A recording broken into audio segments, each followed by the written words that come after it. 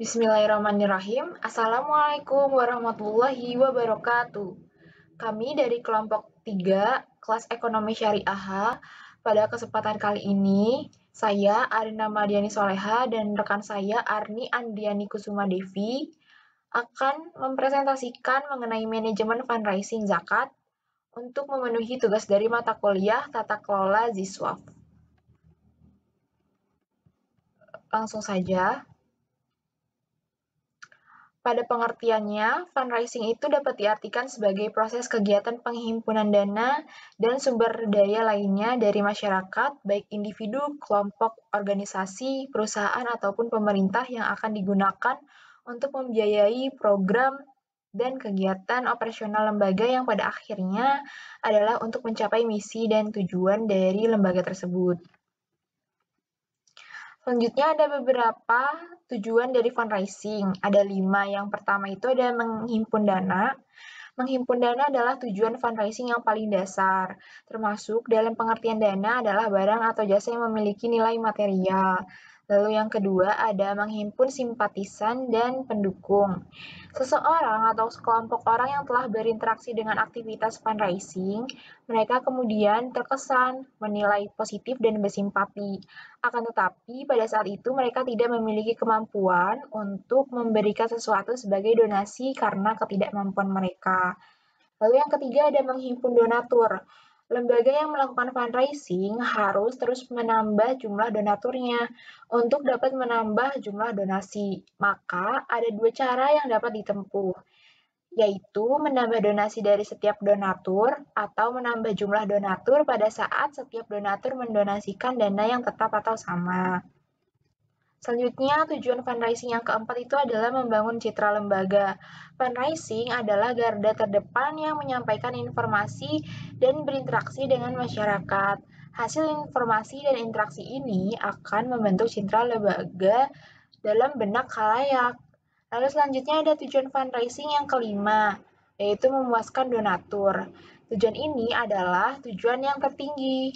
Tujuan memuaskan donatur adalah tujuan yang bernilai jangka panjang, meskipun kegiatannya secara teknis dilakukan sehari-hari. Selanjutnya ada metode fundraising zakat. Ada 2 metode, yaitu metode fundraising langsung atau direct fundraising. Lalu yang kedua ada metode fundraising tidak langsung atau indirect fundraising.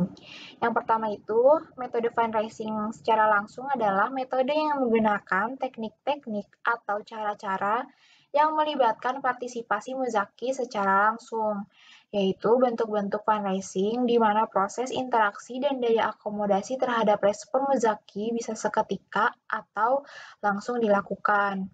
Lalu yang kedua itu ada fundraising tidak langsung. Metode ini adalah suatu metode yang menggunakan teknik-teknik atau cara-cara yang tidak melibatkan partisipasi muzaki secara langsung, yaitu bentuk-bentuk fundraising di mana tidak dilakukan dengan memberikan daya akomodasi langsung terhadap respon muzaki seketika. Selanjutnya, presentasi akan dilanjutkan oleh rekan saya Arni Andriani Kusuma Devi.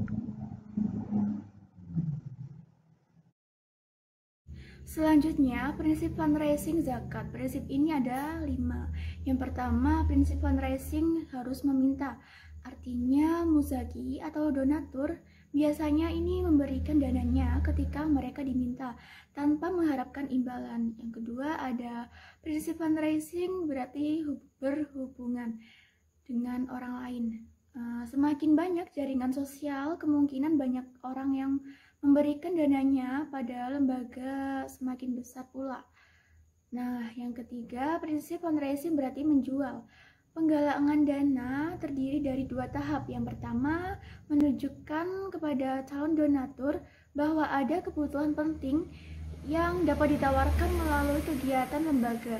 Tahap yang kedua, itu bahwa sebuah lembaga siap melakukan sesuatu yang berarti untuk masyarakat dan dapat menunjukkan kepada mereka bahwa dukungan dari mereka dapat membuahkan hasil yang baik. Yang keempat, ada prinsip kepercayaan dan hubungan masyarakat. Seorang donatur lebih suka memberikan dananya kepada sebuah organisasi dalam suatu kegiatan yang mereka tahu. Ini berarti reputasi organisasi dalam masyarakat maupun dengan organisasi lainnya yang baik menjadi penting. Dan yang terakhir, prinsip fundraising adalah ucapan terima kasih. Ucapan terima kasih ini sangatlah penting sebagai penghargaan dan pengakuan kedermawanan donatur. Selanjutnya, strategi fundraising zakat. Strategi ini ada 5. Yang pertama, formulasi strategi. Formulasi strategi ini meliputi perencanaan untuk mencapai sarana-sarana yang hendak diraih guna mewujudkan sebagian atau keseluruhan visinya. Lalu, langkah apa yang akan ditempuh untuk meraih sarana-sarana tersebut yang telah direncanakan sebelumnya. Dan selanjutnya, strategi yang kedua adalah implementasi strategi. Implementasi strategi ini merupakan langkah yang krusial dalam proses strategi. Nilai atau manfaat yang dirasakan masyarakat ini bukan dari formulasi, melainkan dari implementasi yang memadai dari strategi tersebut. Strategi selanjutnya itu demonstrate, meliputi gaya manajemen atasan bawahan yang serba instruksional atau yang serba bebas. Lalu strategi yang tidak jelas dan prioritas yang tumpang tindih. Dan yang ketiga, ini tim manajer senior yang tidak edukatif dan kurang komunikatif. Lalu yang keempat, komunikasi vertikal yang tersendat.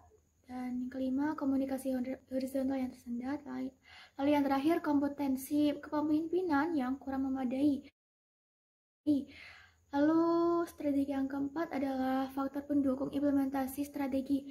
Ini meliputi sistem informasi dari organisasi, kemampuan proses belajar dari organisasi, pengalokasian sarana prasarana organisasi yang secara menyeluruh, lalu strategi organisasi yang baku, dan kebijakan tentang manajemen SDM dari organisasi, merangkul pengaruh politis di tubuh organisasi, serta yang terakhir kultur dari organisasi.